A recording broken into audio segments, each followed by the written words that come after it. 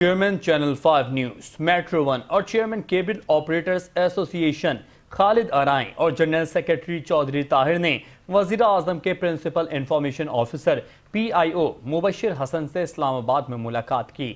ملاقات میں cable industry کو درپیش مسائل پر گفتگو کی گئی، جس میں چیئرمین خالد ارائیں نے PIO کو کیبل انڈسٹری کے بہتری کے لیے مختلف تجاویز بھی پیش کی۔ اسلام آباد میں ہونے والی اس ملاقات میں کیبل انڈسٹری کو درپیش مسائل کا جائزہ لیا گیا۔